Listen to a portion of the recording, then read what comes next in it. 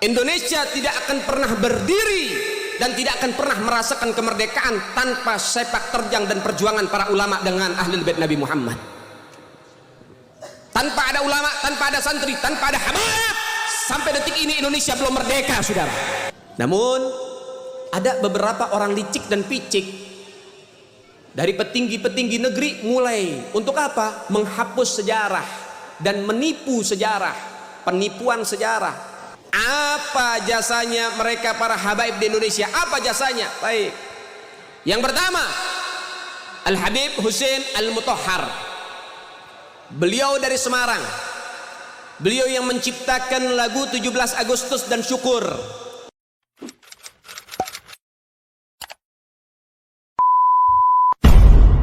Dan PKI dengan pondok pesantren banyak. Karena target utama PKI itu ya pondok-pondok, saudara. Target utama yang akan dibumi hanguskan oleh PKI ya guru-guru, para ulama-ulama. Dari zaman dulu mereka memusuhi daripada para ulama. Kenapa? Karena para ulama yang berani menyuarakan yang hak itu hak, yang batil itu batil, saudara. Sehingga nggak sedikit para ulama yang dibantai, pondok pesantren yang dibakar, dan juga santri-santri yang dibunuh dan digorok lehernya oleh PKI, saudara. Dan ini perlu kita pahami baik-baik. Dan PKI itu berusaha untuk memutuskan dan menjauhkan masyarakat dengan para ulama. Itu adalah indikasi-indikasinya. Memutus mata rantai ulama dengan majelisnya, ulama dengan musolahnya, ulama dengan masjidnya, santri dengan gurunya. Itulah indikasi-indikasi PKI. Memutus mata rantai daripada apa? Ahlul Bait dengan umatnya Nabi, sehingga dibikinlah propaganda di mana-mana. Sehingga apa? Miris kita punya hati. Hari demi hari di akhir zaman ini, innalillahi wa inna ilaihi raji'un. Sudah berapa banyak Ahlul Bait Nabi Muhammad yang dizalimi, saudara. Padahal kalau kita boleh membuka sejarah, Indonesia tidak akan pernah berdiri dan tidak akan pernah merasakan kemerdekaan tanpa sepak terjang dan perjuangan para ulama dengan Ahlul Bait Nabi Muhammad.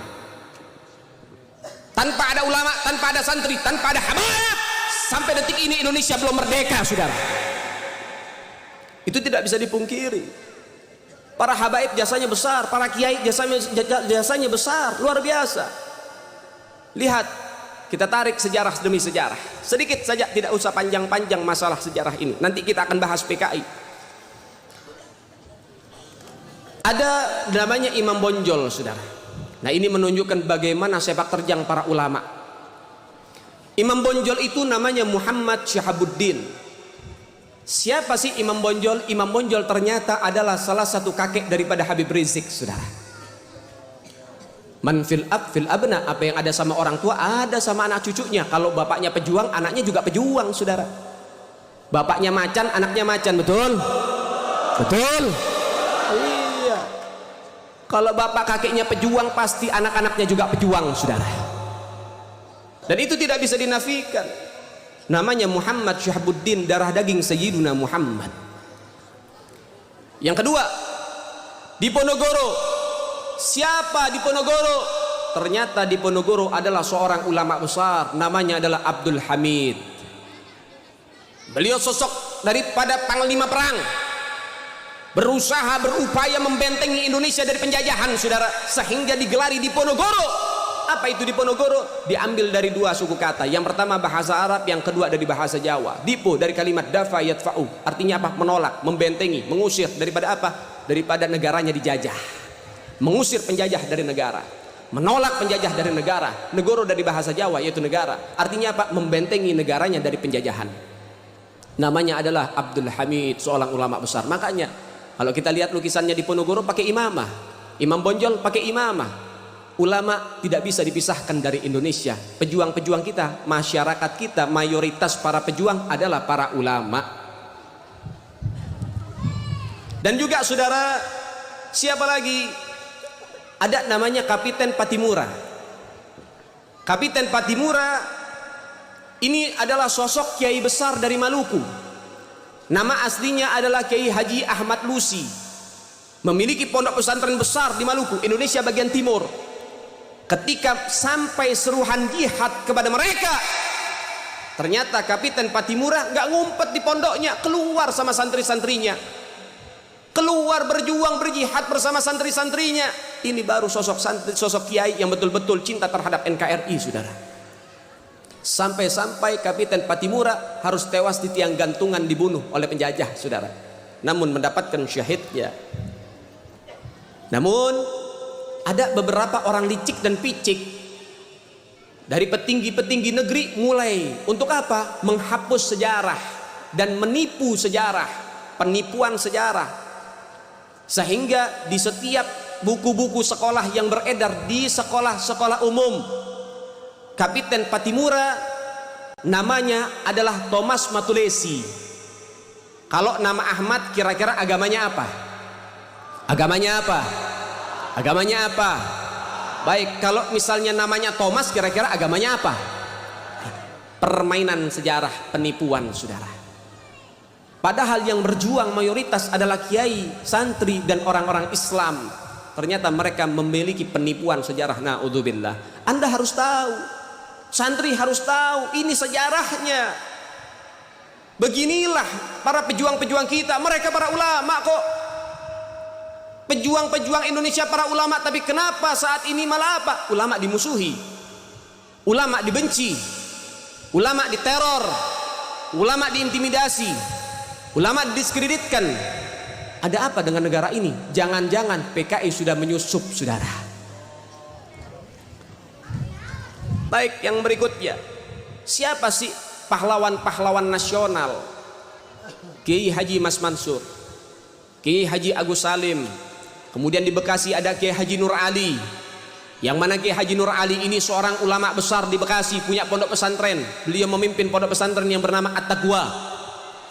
Itu Kiai Haji Nur Ali, saudara, kalau sudah berjuang, saudara, dia cabut goloknya, saudara. Dia nggak mundur dari perjuangan sampai tetes darah terakhir, saudara. Sempat-sempat beliau, Kiai Haji Nur Ali di Bekasi, beliau jalan kaki dari Bekasi sampai Jogja untuk ketemu Jenderal Sudirman, menyusut daripada strategi perang, saudara. Ini ulama-ulama kita, aset Indonesia. Jenderal Sudirman, siapa backgroundnya? Apa backgroundnya? Ternyata Jenderal Sudirman adalah ulama besar di Jogja. Setiap hari mengajar ngaji, baik anak kecil maupun orang dewasa. Dia ajarkan fikih, hadis, tafsir, dan lain sebagainya. Backgroundnya adalah ulama dan menjadi jenderal terbesar, saudara, ada di Indonesia. Itu dari kalangan kiai. Dan ini hanya sebagian, masih banyak lagi. Sekarang pertanyaannya, apa jasa Ahlul Bait Sayyiduna Muhammad? Apa jasanya mereka para habaib di Indonesia? Apa jasanya? Baik. Yang pertama, Al-Habib Husain Al-Mutahhar. Beliau dari Semarang. Beliau yang menciptakan lagu 17 Agustus dan Syukur. Dan beliau adalah bapak pramuka yang menciptakan pramuka, Al-Habib Husain Al-Mutahhar. Dan Anda harus tahu, ketika rumah Soekarno dikepung, di situ ada Habib Husain Al-Mutahhar, dan Belanda mencari bendera merah putih yang sudah dibuat untuk dibakar dan dibumi hanguskan, saudara. Soekarno menyerahkan kepada Habib Husain, tolong Pak Husain jaga bendera ini baik-baik. Habib Husain mengatakan, saya jaga walaupun nyawa saya terancam, sehingga bisa berkibar ada di mana-mana, saudara. Yang kedua, yaitu daripada Al-Habib Ali bin Abdurrahman Al-Habsyi, atau yang dikenal dengan Al-Habib Ali Kuitang. Habib Ali Kuitang ini, Habib Ali Habsyi ini, beliau adalah guru Soekarno. Anda tahu, ketika Soekarno membacakan teks proklamasi menunjukkan bahwasannya Indonesia telah merdeka pada hari Jumat 17 Ramadan, dan tepat pada tanggal 17 Agustus 1945, Habib Ali Habsyi mengutus beberapa murid-murid beliau untuk mendampingi Soekarno. Dan Anda harus tahu, ketika pembacaan teks proklamasi, ternyata di sebelah daripada Soekarno, kira-kira 2 orang dari Soekarno ada di depan mendampingi Soekarno. Ada Al-Habib Husain bin Syihab, yaitu ayahanda Habib Rizik, saudara. Dan Anda tahu, muridnya Habib Ali Kuitang menyampaikan kepada gurunya pada hari Jumat, selepas sholat Jumat, mengatakan, Habib, Indonesia telah merdeka. Maka Habib Ali Al-Habsyi beliau mengambil mic dan memberikan daripada informasi dan menyatakan fatwanya.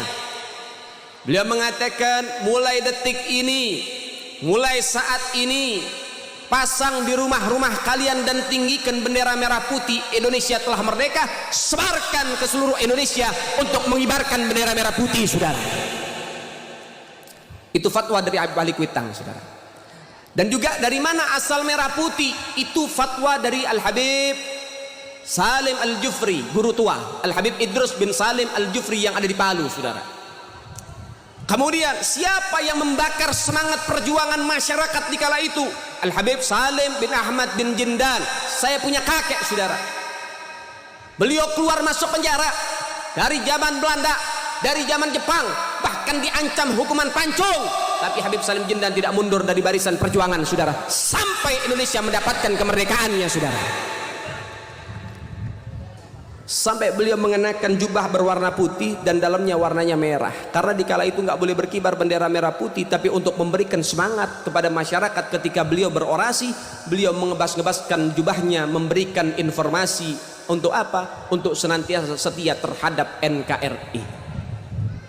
Baik, yang berikutnya ada Syarif Hamid Al-Gadri, Sultan kedua di Pontianak, yang saat ini sedang kasus, saudara. Ya, ada orang nggak punya otak ngomong ngaco, ya, pengkhianat, teriak pengkhianat. Syarif Hamid Al-Gadri inilah yang merancang dan menggambar, yaitu daripada lambang negara Garuda. Kalau misalnya yang dikatakan oleh dia, ini kan dikatakan bahwasannya Syarif Hamid Al-Gadri ini pengkhianat, yang ngomong lebih pengkhianat lagi, lebih bejat lagi, saudara. Kalau misalnya Syarif Hamid Al-Gadri pengkhianat, ngapain lambangnya dipakai? Gak akan mungkin dipakai oleh negara. Tapi ketika lambangnya yang dibuat oleh dia, lahir dari karya tangannya, dipakai oleh negara kita, menunjukkan bahwasannya Syarif Hamid Al-Gadri adalah pahlawan, bukan pengkhianat, saudara sekalian.